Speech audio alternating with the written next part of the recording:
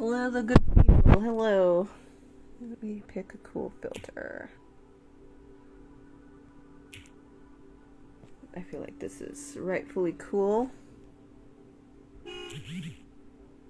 That one's pretty cool.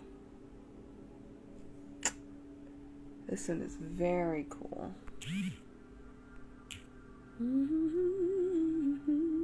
I think this one's best aesthetic for what I've got going on today, which I don't even know what it is, but Spirit said that there's something to say to you guys.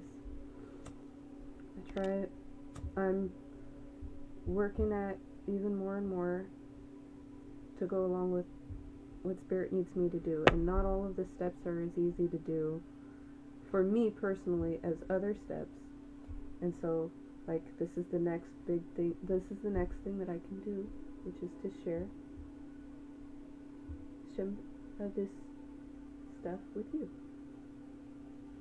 here and elsewhere in this space and time. I hope that you can hear me. I hope that you can hear yourselves, and I hope that everything is going okay, even if you're feeling pressed and pressured. I'm putting it out that way. You know, I don't have to worry about the extra embers flying around and stuff. Anyhow, I hope everything's fine. Things are more or less fine over here. They could be worse, right? Anyhow, there's been a lot going on for me. Mostly good things. A lot of troubling things. Things are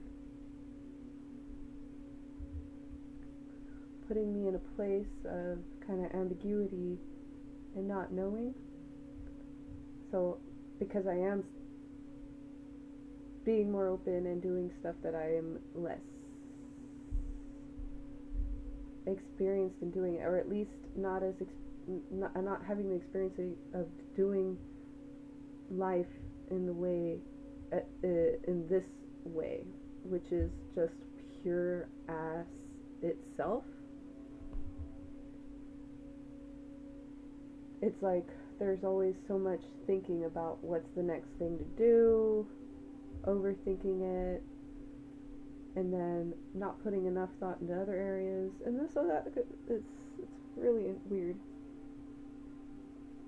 But this came easy. This is just like, do a live. Okay.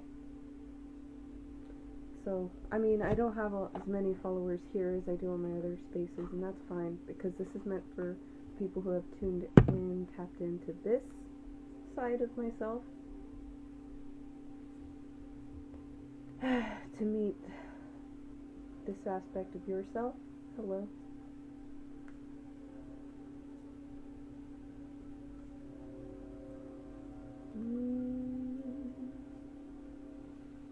I'm going to, I might draw cards. I'm definitely going to draw an oracle card or two, but I want to kind of just spend some time with you, meditating a little bit in this space that we're sharing together. If you want, you can join me in this little breathing. I've already done my own personal one, and they told me to stop and just do this, so, okay. So, they, as in my other aspects, you know, all of me was just like, do this. Okay. Anyway. Now, coming back here, take a deep breath in. Bring it into your heart, and let it go.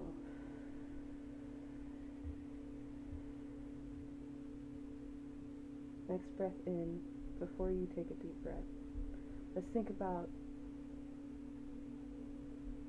the sensation of our physical body, how our skin feels in the space that we're in, how our body feels right now in this moment. Hopefully you're comfortable. If not, please make yourself comfortable.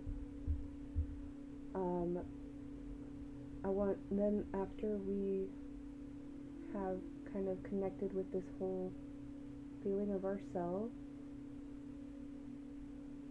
from the bottom up, from the top down, side to side, in and out. Just picturing all the layers of tissues, all of the latticed arrangements of cells layered over and against and upside one another.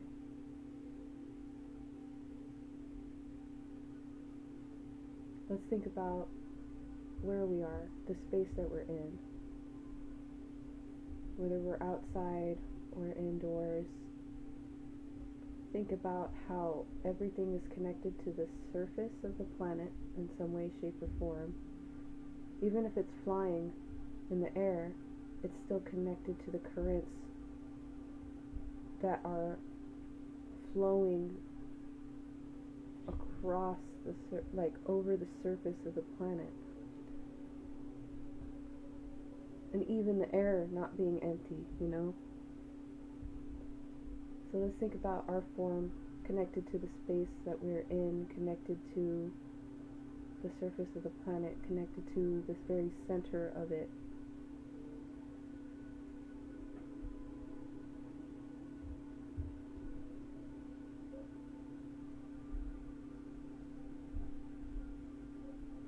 In the center of the planet is all of the dynamicism that generates life on its surface, to reflect the dynamicity of everything that exists, of existence itself. The way that it's always contracting and expanding,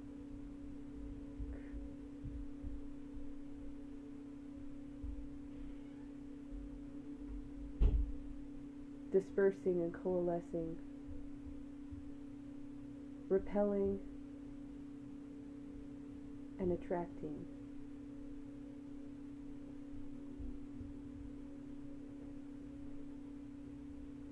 On your next breath in, picture the light of the planet, of her life force, coming up through the ground from the center of the planet, and connecting to your very own energy through your feet if you're standing or sitting upright, or through the bottom of your spine if you're sitting on the ground, or wherever makes sense to you in your vision. Connecting to you and flowing up through your entire body as you draw in your breath, causing your heart to expand, going all the way up to the top of your head, and as you exhale, the light opens up the top of your head and is released that way. On the next breath in, think about the center of all creation. Just hold the feeling of what that must be like, and if you can't, just allow for this openness to be there in place of that concept or that visualization. Just let it be completely open, and let the light of that openness flood in through your crown on the next breath, and fill your entire body. And when you breathe out,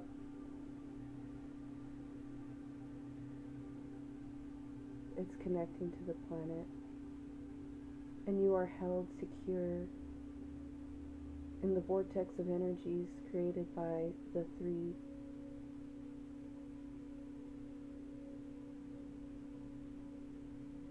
The earth, the cosmos, and yourself.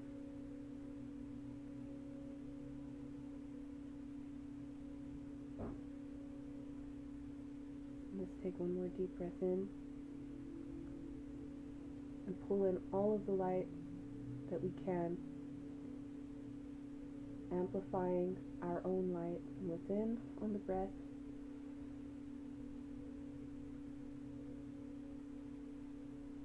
And as we breathe out, clearing any blockages and density that we can, dispelling or transmuting it, releasing that which no longer serves us to hold on to and examine or identify with. Just blow it out.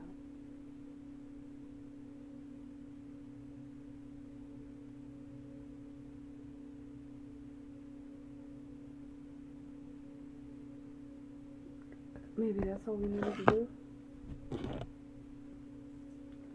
But I think that we're supposed to talk about something. Crown chakra, the unlimited self. The crown chakra is your link to the multidimensionality of your being, the seat of your soul. It gracefully connects you to the heavens. The infinity symbol of limitlessness appears within the unfolding petals and points to your most potent potential.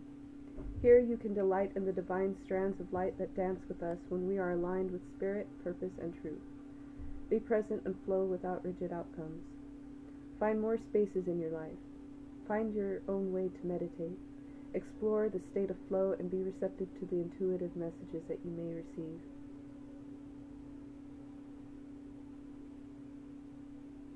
This is what I'm trying to do more and more, is to obey my crown, obey my callings. There are many callings that we may experience throughout an entire day.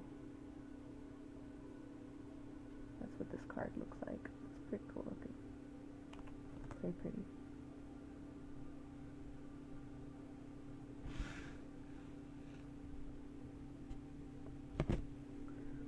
Let's think about the ways in which we have limited ourselves.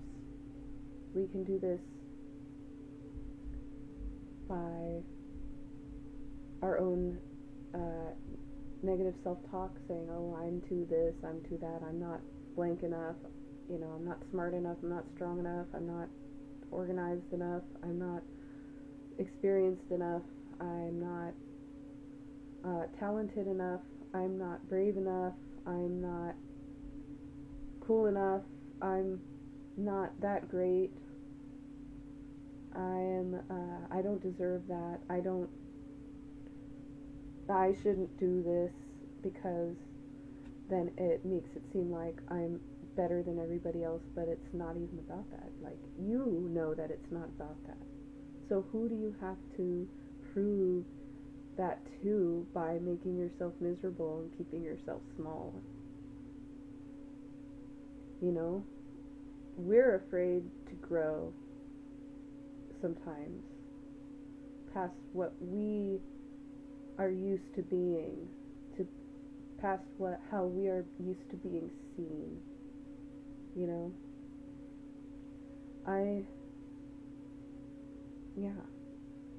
So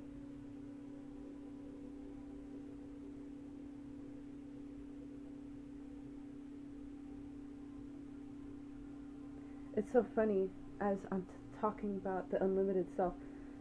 It's actually been a recurring song. If any of you guys are familiar with the musical Wicked, there's 2 songs that have a recurring refrain. There's a refrain that is recurring throughout the musical. In one of the first songs,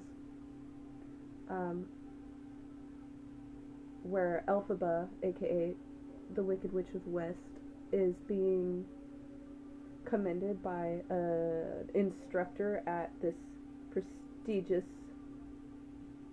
university in the land of Oz, where she's learning magic and stuff.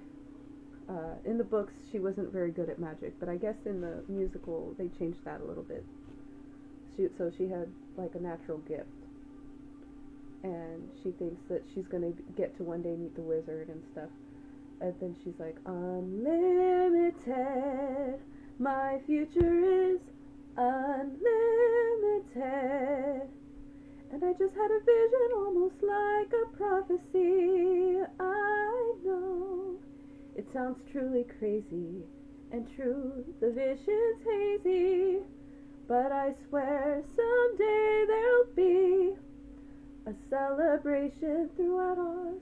It's all to do with me. And she was right, you know, she had a prophetic vision. It just wasn't exactly the way that she thought that it was going to be, because she pictured herself like standing side by side with the wizard and in a place of power, prestige, and renown, and where she's like completely validated in her existence and stuff. You know, her whole thing is that she's like way different than anybody else, and she's kind of chastised, ostracized for that, just the way that she is, right? And she's kind of morphed into this wicked being, not only because of her distinct appearance and stuff, but for her stances, which are running counter to the dominant culture, or the culture that's being positioned as the dominant one, which she believes in equality between humans and animals, which are animals that can speak and move and act like humans, and they are sentient, and you know there's not really any difference between humans and animals in that world, except for the way that they are treated. So some animals have status. If they are able to maintain, if more animals are able to maintain their right to speak, then they maintain their humanity in that world, and but they are losing their rights and their privileges. And then, like, the next time that song, that tune, that refrain pops up is in the song Defying Gravity, where she's like ready to go her own way. She's already been to Oz, she's talked to the wizard, she's brought up this situation that she's witnessing happening among faculty and the student body and other members of the community, and where she's at, and she knows that it's happening all over the place, you know, where like I just said, that animals are starting to lose their abilities because they are losing their rights and they're being treated as lesser, and so they are starting to become that and to embody that, and it's like not necessary. It's kind of extremely evil, because it's like causing the animals to regress against their will. Anyways, so she's been disillusioned. She knows she's not going to have any help from the Wizard of Oz, because he's like the guy that's creating that atmosphere and encouraging it and enabling and emboldening the people that have those kind of speciesist views and stuff in that world. Like, it's messed up. But the next time it comes up, she's talking to Glinda. Funny thing is that the Wicked Witch of the West and the Witch of the North, Glinda, they were best buds. They started off as like enemies. They became friends. They became best friends, and but they split after they took a trip together to Oz, because they have different ideas about how to go about their ends. Glinda wants to work with the ruling class in order to affect change in the way that she can. And Elphabas, not being very charitable in her own mind towards Glinda about that, she says, "Oh, you just want power. You're all about your ambition. You don't care about." And this is where like their initial distrust of each other kind of resurfaces, right? So it's like, "Oh, you're all in this for yourself. It's not about, anything except for your own selfish gain." And Elphaba turns away from all of society and becomes wicked in this song, basically. So she goes, she's inviting Glinda to join her, though, before she completely goes off. She says, unlimited.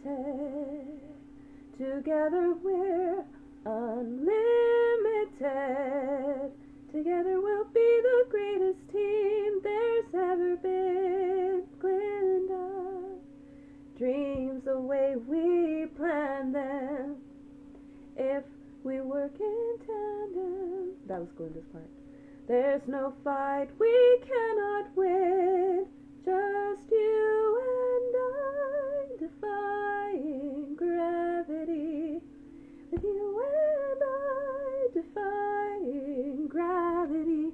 They'll never bring us down. And so, but then Glinda knows that they have to, that she can't join Elphaba for whatever reason. And so, but they decide to, have a split, not with any bad blood or bitterness between them, genuinely wishing each other the best on their separate paths. And yeah, so it's interesting. I'm seeing a lot of themes popping up about our unlimited selves and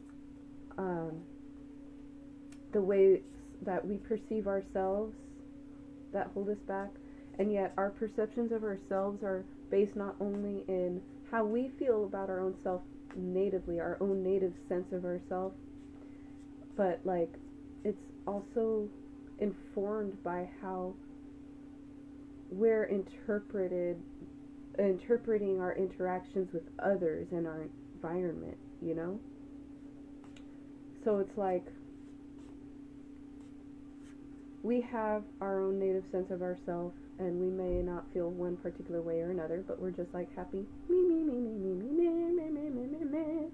And then somebody acts strange towards us, and then that causes us to question our validity, We might put it on them and stuff, but then it keeps coming, or maybe they resist the way that we're responding, or something, and then it causes us, and then it pushes back on us, and then it's it becomes internalized, They say if you get told, oh, don't do that, or when you're not doing anything that's particularly harmful, but somebody has a need to control something, so they're just going to control your behavior, because they've learned how to be controlled by others, and then so they have to kind of it's like a game of tag or something. It's oh, now you're the one that I can control now, and teach you how to be controlled by other people. I know I'm going off on tangents. It's all gonna connect, I promise. Okay.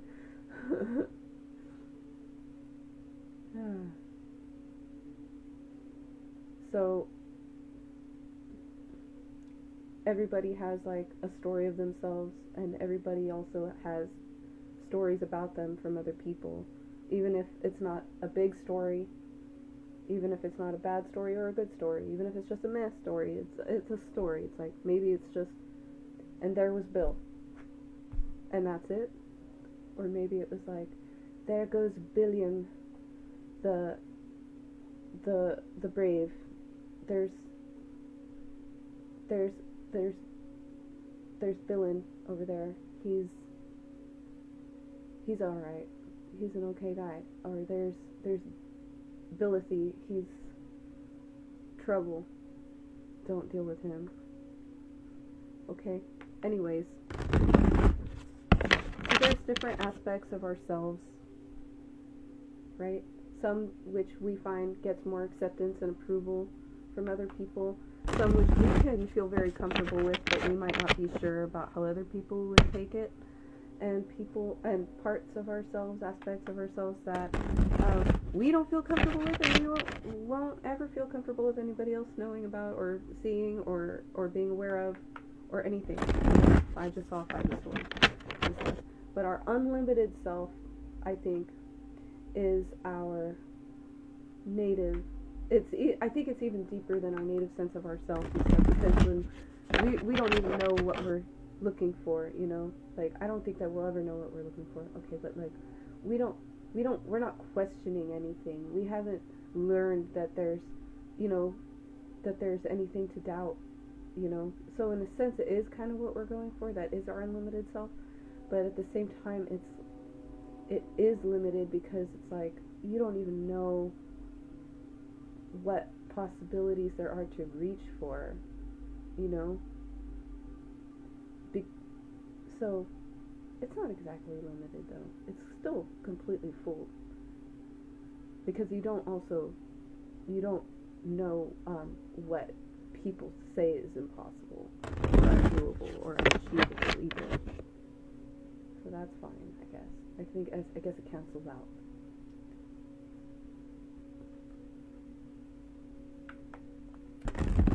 It's interesting.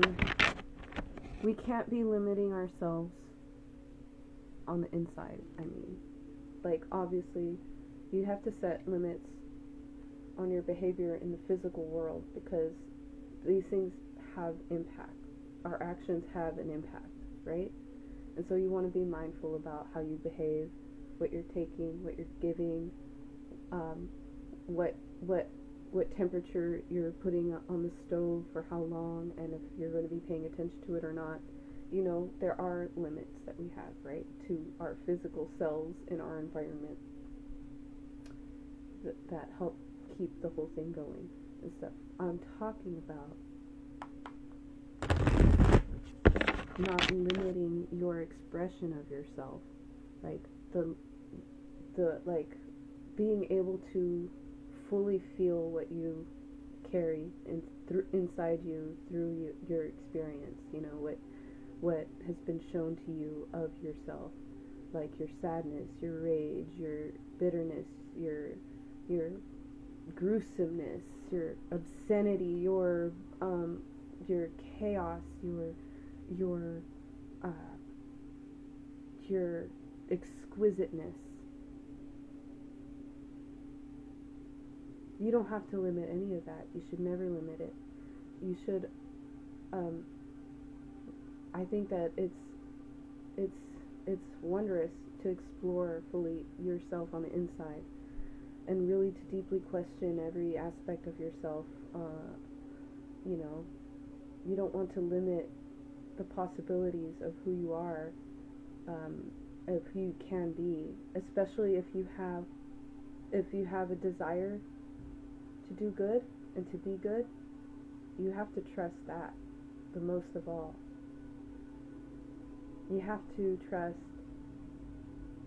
and it doesn't mean that you deny anything that tells you to the contrary, because just because you think that you're doing your best to be a good person or to be good or whatever, it doesn't mean that if somebody says, hey, what you did there, what you said there, or the impact over here sucked, that doesn't at all mean that you just ignore that.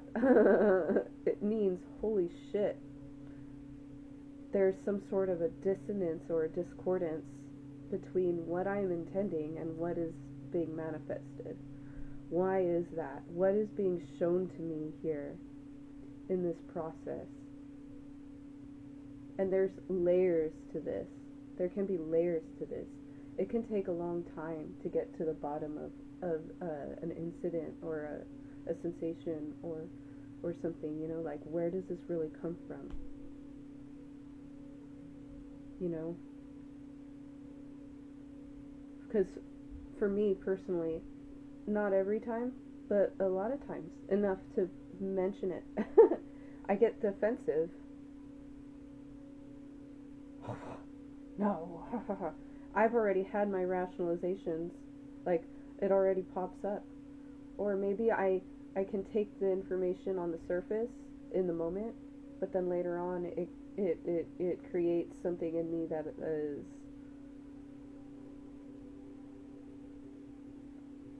more disconnected, you know, from what was happening. And then I have like a wrong perspective, and then I start making my judgments off of that, and then that, you know. So it's really important to reflect.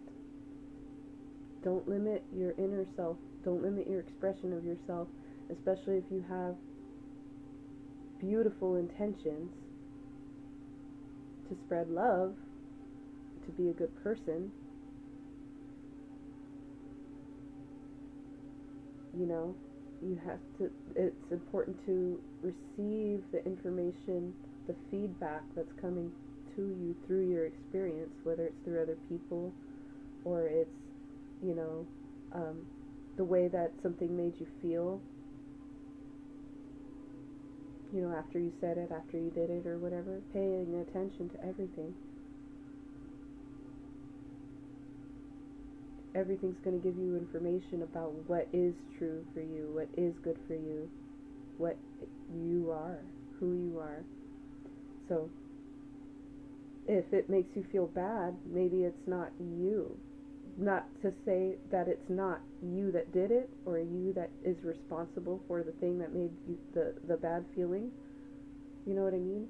It's not to say that you are completely either, because we're all just here. But also, like, shit, I lost my train of thought. We're responsible to investigate it, to look at it, to figure out what part of ourselves is that and stuff. So it's like, okay, so this is a part of myself that is in need of a healing, you know, some love and attention.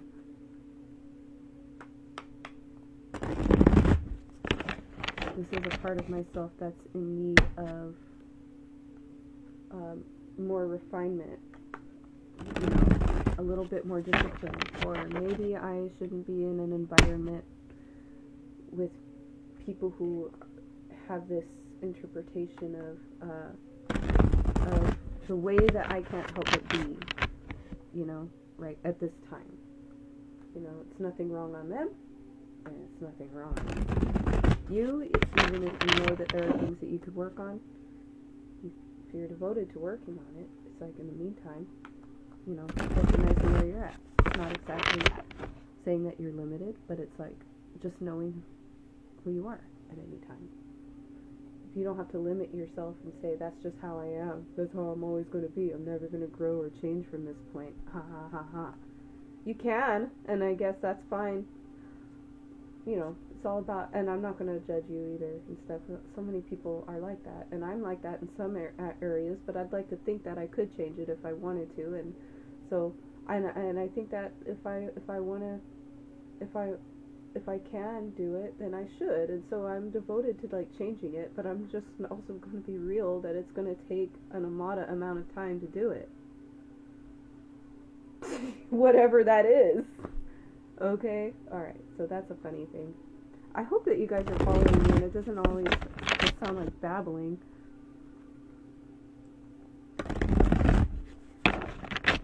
When we limit what we can be for ourselves, we're taking in other people's projections of what we're allowed to be, how we're allowed to be an expression of existence. Then we have a tendency to want to keep doing that to other people and stuff, and so people keep getting otherized, right? And we've been seeing this a lot, like, if I can connect it to, like, what we're seeing playing out with trans rights, LGBTQ rights, women's rights,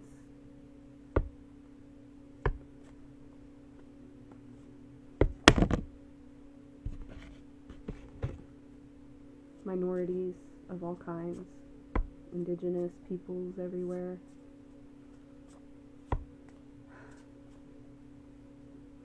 We are limiting ourselves collectively, or we have been for a long time, limiting ourselves to the stories that we have allowed to become steeped into our psyches, that have been created by other people who lived and died before us, who had fucked up priorities,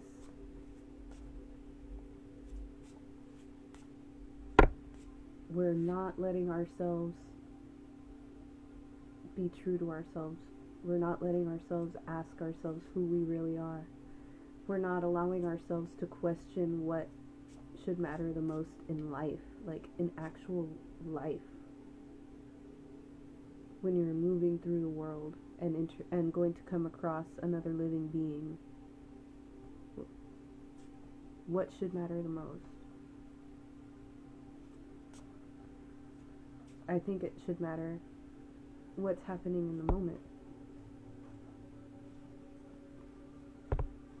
I think it should matter how our hearts are oriented towards each other in the moment. Are we meaning each other any harm in this moment?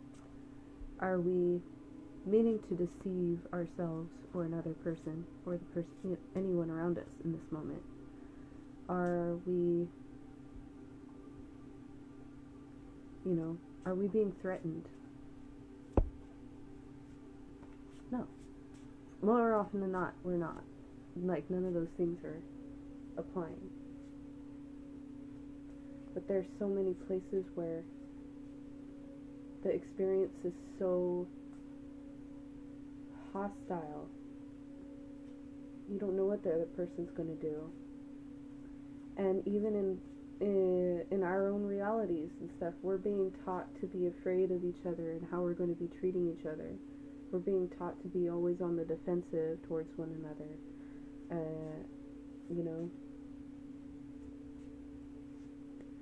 Because everywhere we're being attacked. Humans are attacking each other. We're being manipulated into attacking each other, by governments, corporations, think tanks.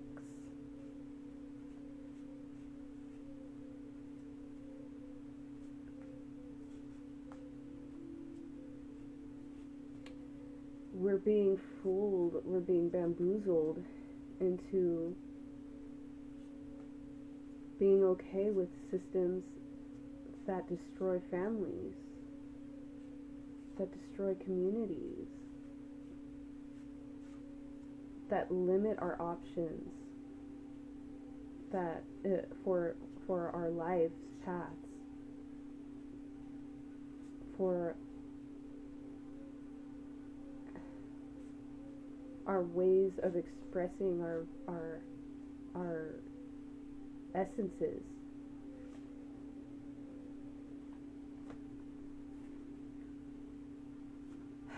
The way that I was talking about the song, the refrain, it's like,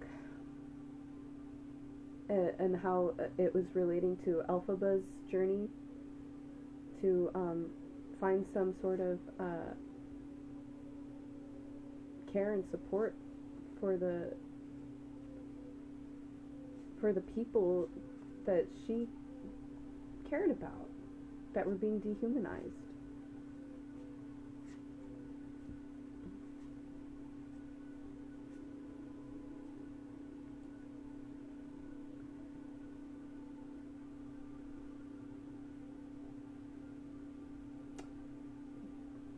Our limiting of ourselves results in placing limitations onto others. And this is dangerous to do. It generates more hostility.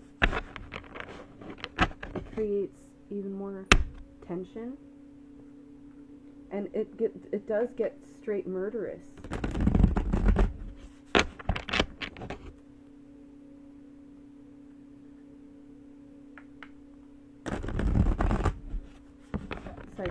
Don't be afraid to limit yourself, because your true self is not something that is hungering for death and destruction. Your true self is one that is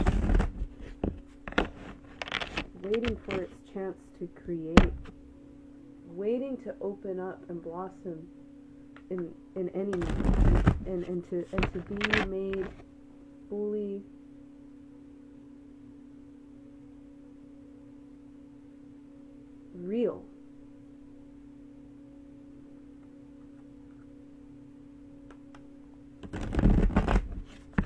And that real self would never do anything to hinder another from getting to that place. That real self would never do anything to get in the way of another one's expression.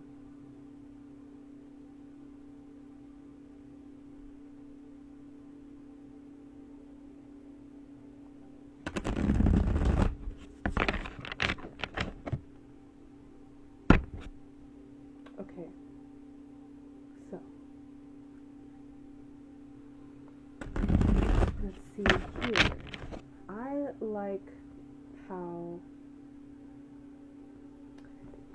this deck and this deck, the Bay Area Tarot, and my Mystic Mondays deck go together. This is kind of old. So I'm going to draw cards from all of the decks. I've already drawn this card just for, I know I have at least one person that came later. The Crown Chakra here from the Beyond Lemuria deck. Crown Chakra is your link to the multidimensionality of your being, the seat of your soul that gracefully connects you to the heavens. The infinity symbol of limitlessness appears within the unfolding petals and points to your most potent potential. Here you can delight in the divine strands of light that dance with us when we are aligned with spirit, purpose, and truth. Be present and flow without rigid outcomes. Find more spaces in your life. Find your own way to meditate. Explore the state of flow and be receptive to the intuitive messages you may receive. Yeah. 3 more shuffles. I will draw 1 card.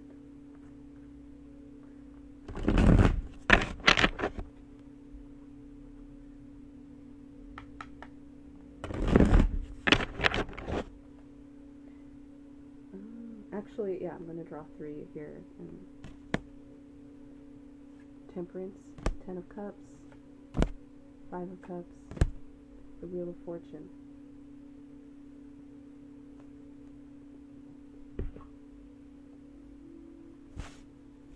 Okay. So Temperance is about balance.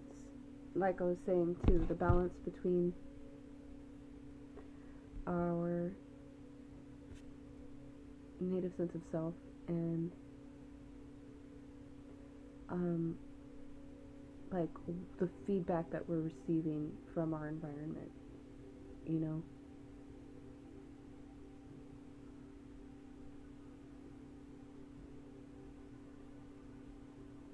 We have to trust in our intuition.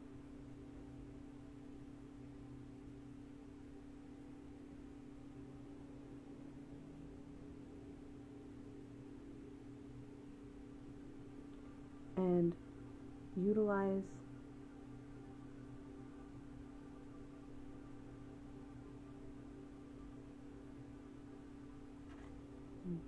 the light of the heavens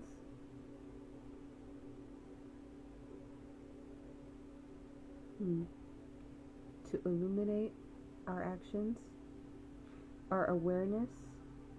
The light of the heavens is coming through the illumination of our consciousness, and that's what brings the light into, like, shows us what we're doing and how our actions and our perceptions are like mixing together, and helps us to see a truer and truer result, an evolution, a refinement process of alchemy. Meow. 10 of Cups, completion of cycles, harmony. I need a new butt. Being, that's so silly.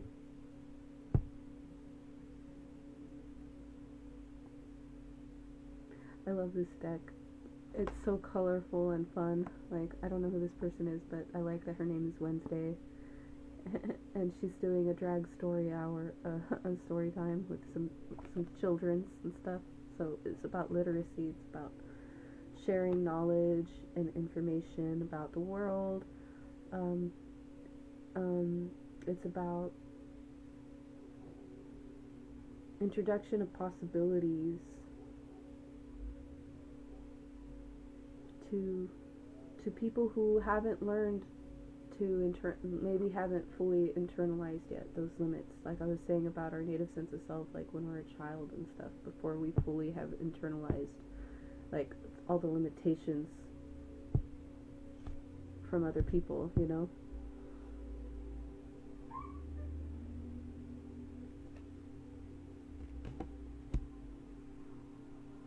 Five of Cups is a card that talks about like grief over the past, over past outcomes and stuff. Three of Cups here, the three cups on the ground represent like the Three of Cups. It's like the Three of Cups card is about like celebration and happiness, and so over here with them tipped over, it's like, oh, that's gone, it's in the past, it's spilled out. And but it's like, this isn't exactly a sad card though. From this Five of Cups I get way less sad energy and more of like I've got it. I've got the lesson. I see that after the good times are over, that it's a time to recollect myself, to come back to myself, and to focus on my cup, my heart, what's important to me. And this person has found their cup in the Five of Cups. So they're not sad. They've still got them. They've still got who they are. You know? They've got more to look forward to. They've got... yeah. They've got still work to do, but like they also have like more things on the horizon. There will be something else to celebrate, and I feel like they're already looking forward to it while they're enjoying this process of coming back to themselves after the good times are over. The Wheel of Fortune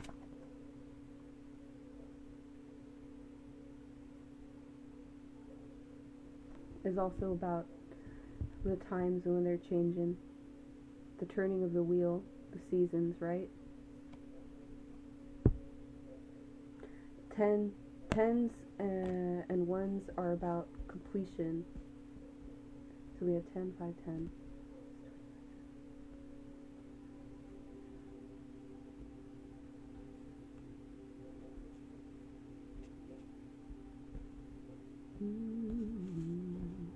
So this like after, okay, so here's another thing about this card. This is like a card that represents, that has like the fixed signs represented usually on it.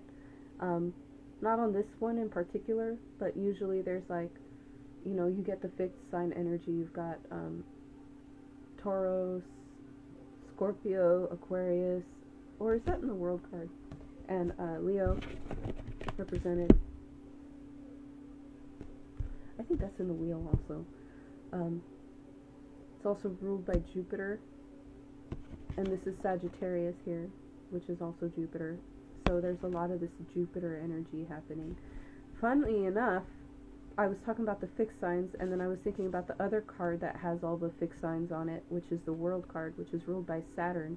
And Saturn has just entered Pisces, or is about to. And Pisces is ruled by Neptune, yes, but also by Jupiter. So it's kind of a funny time. Okay, Saturnian energy is like Capricorn. It's like I said, the World card. It's about time. It's about structure, discipline. Yes, limits and constraints and stuff too, but how to utilize them to your benefit for your growth, right? Where did I I just have my water here.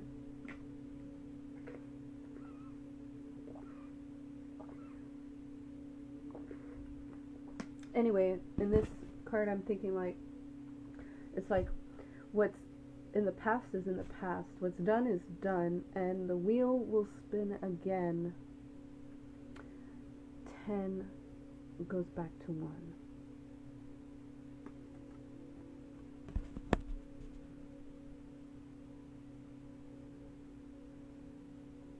Yeah.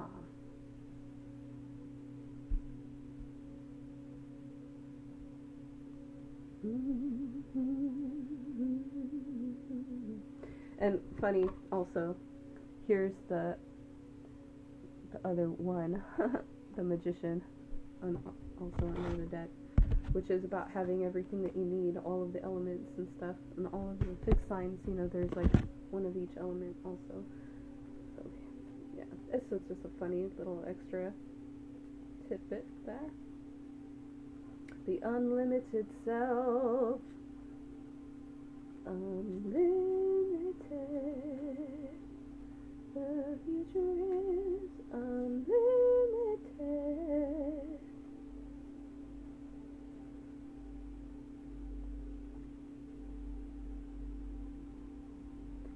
So sometimes too, like, you have to think, doing the best that you can in your life to stick to your what your heart is saying is right. It is the most important thing. You know, it might have been easier for Elphaba to go along with what the wizard was saying and wanted from her, right? But she wouldn't have been able to live with herself. So, would it have been easier? So she became a wanted woman, you know? She became like a fugitive. She became an antagonist. The Empire. And in her lifetime, you know, in her place where she was at, she was being vilified. There was propaganda against her. And, you know, she was eventually assassinated by somebody who didn't know the situation. Hey. I'm talking to the people. You want to say hi? My baby. What's up? You can have a soda. Not a Coke.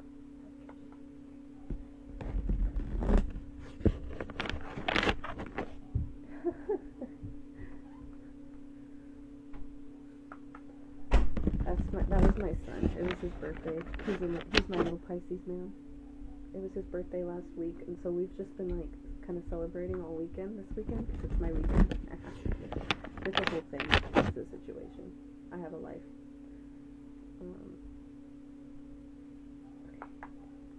Any other extra messages we can talk about?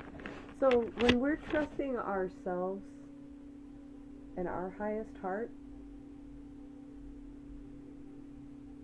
to be the person that we're meant to be in this lifetime, as long as we are not fooling ourselves, because you can't, when you're really listening to your heart, at a certain point you can't shut that fucker up, and you can't fool yourself. Even if you can fool other people, you can't fool yourself. And that's like the worst. If you manage to fool everyone around you except for yourself, like, yeah. Anyway.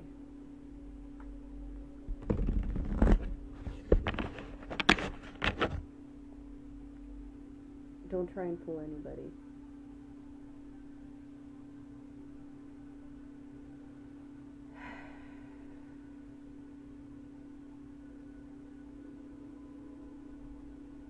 Propagandized against.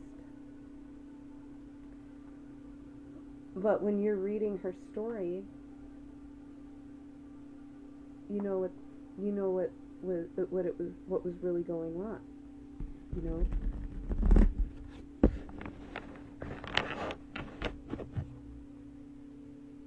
It gives you an expanded perspective.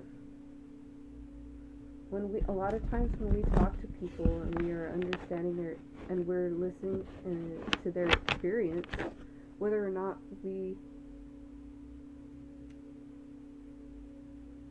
are going to fully internalize it, it still opens us up to other possibilities of experience for others and for ourselves. Okay? Try your best not to vilify people. Okay, so even if you do come up against a lot of resistance in your own lifetime, or things get really tough and you start to feel like a victim, you know, just know that it all goes towards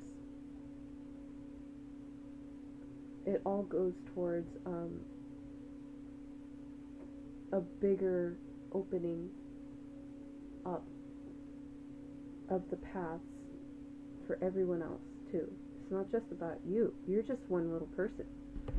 We are powerful, and yet we are we are important in our time and place, and for reasons that stretch way beyond us.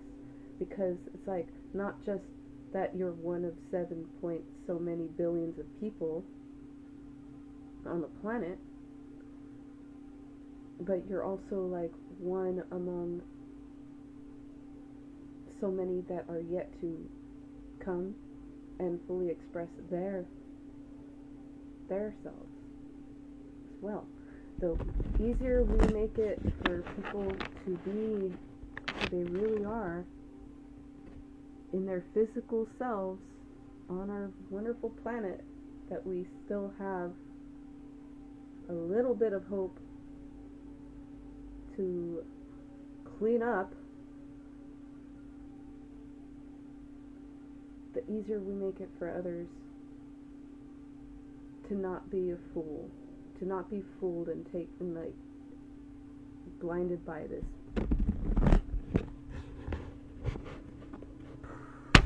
these many systems of falseness that we have. So let's get in the way, let's get out of our own way.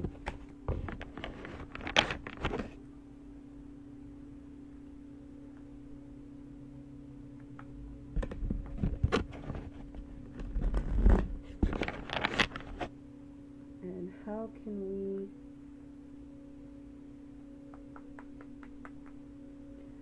free ourselves? How can we create more freedom for ourselves? How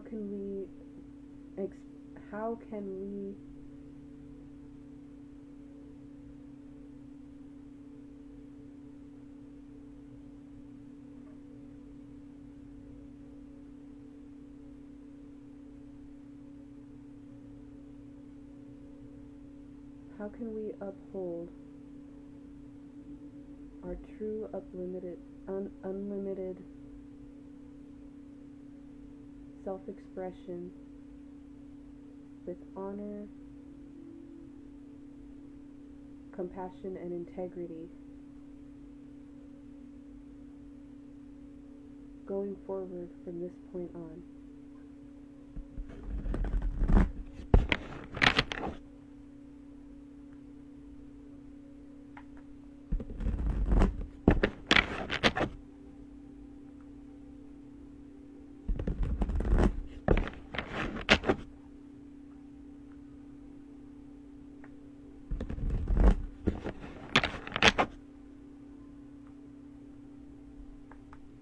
Oh, I've only got a few seconds remaining. Oh, man.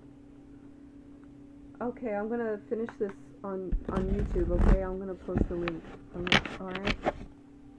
Don't worry.